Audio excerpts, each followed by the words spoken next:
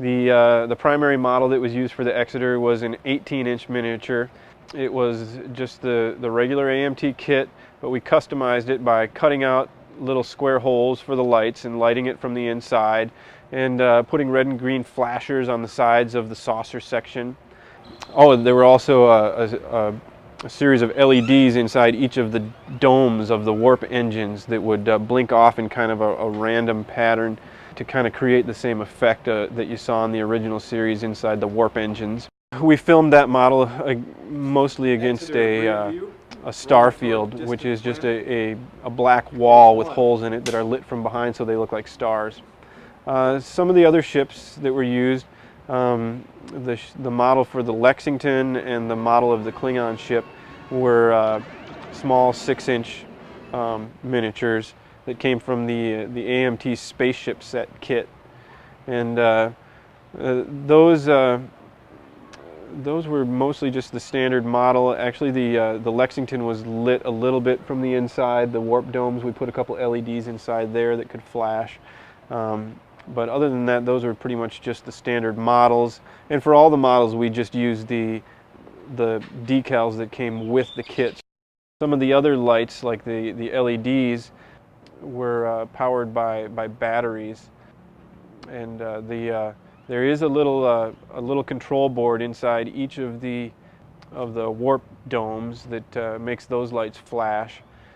The flashers on the sides of the saucer, though, didn't have time to find a little control board to make those flash, so those were just flashed by hand. Somebody sat there with a little switch and blinked them on and off for every take while we were doing it. Special effects in a non-digital world were a little bit challenging. You have to figure out how to make laser beams on your video screen and how to make a beam down effect. Actually, when we started, we never even thought that the digital stuff would progress as far as it did in the next few years, so we figured everything that we did as far as special effects were concerned was going to have to be some kind of analog effect. How we overcame that was we figured out a method where we could reflect light onto the camera lens to create phaser beams and the beam down effect and stuff like that. And we called it an effects box. We got the plans for it out of an old 70s science fiction magazine that showed how to do special effects by putting a piece of plexiglass at a 45-degree angle to the camera lens and then reflecting light off of that piece of plexiglass. This mat like this. When his beam comes out. And then when the phaser stops firing, then you go, come in from this side.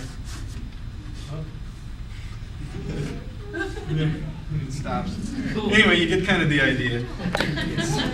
It worked pretty good, but the effects had to be done live during the actual action shot.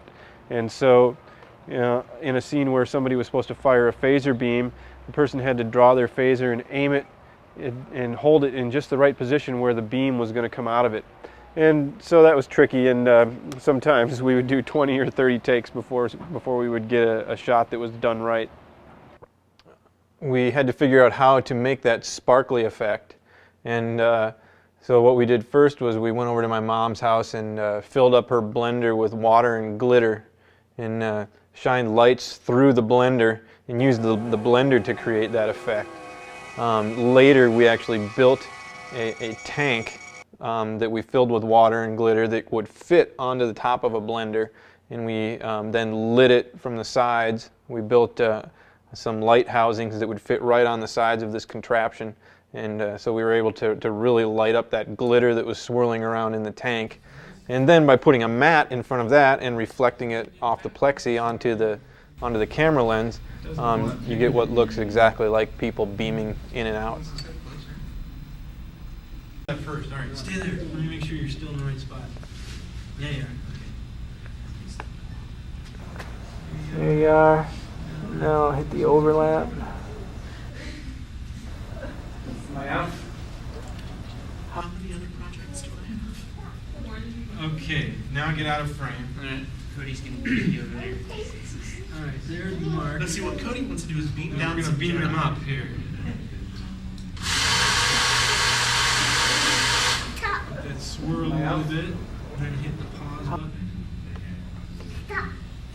beams up, and then you turn that down and he's gone. Oh, yeah!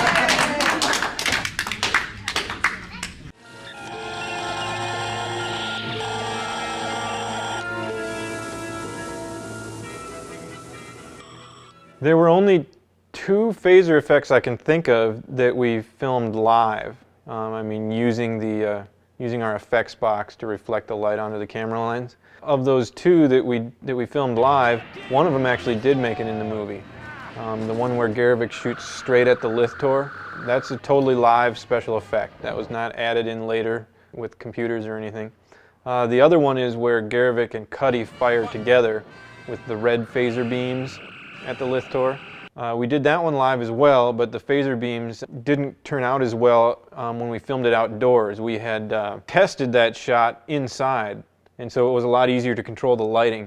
And when we got outside, the sun was so bright that the phaser beams just didn't turn out quite as nice. And so later I did enhance those phaser beams on the computer for the shot with the red beams.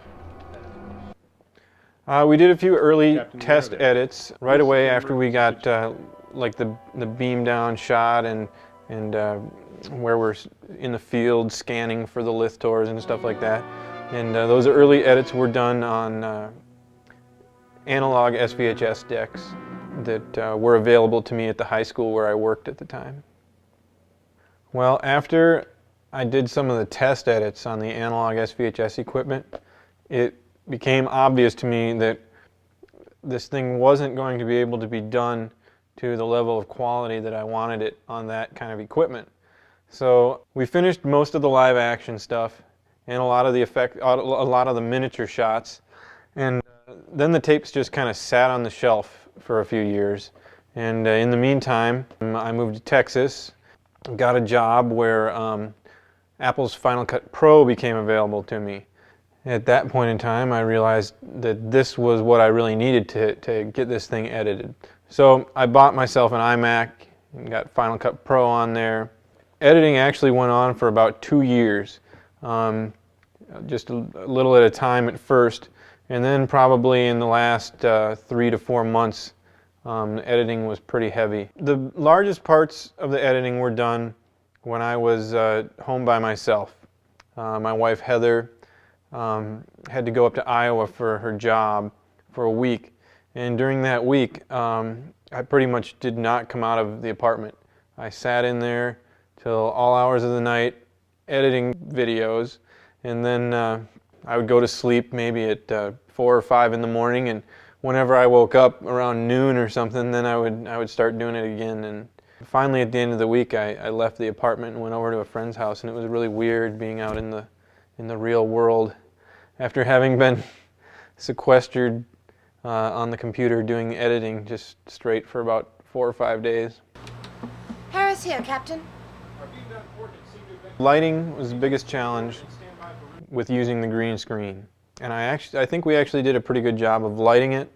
Unfortunately, we used a camera to film it that had a compression method of compressing the digital information that created kind of a blocky outline along the edges where the green would meet other colors, and that proved to be hard to compensate for in trying to get really smooth edges in our green screen shots when we would put in the backgrounds.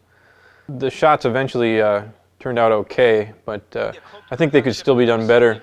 Maybe if we had some people who could take them, who do that kind of thing professionally and who have some better software.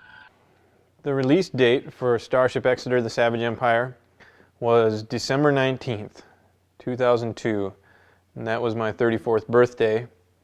And I had decided about a year earlier that was going to be the release date because this thing had been going on for 6 years. It was into its 7th year. And I decided I was not going to spend another year of my life on this project. And so I made my birthday the release date and decided that one way or another it was going to be finished. Whatever we had was going into the movie, and that was it. It was going to be done on December 19th. And then I would put it away and I would never have to do Starship Exeter again for the rest of my life. That's what I thought.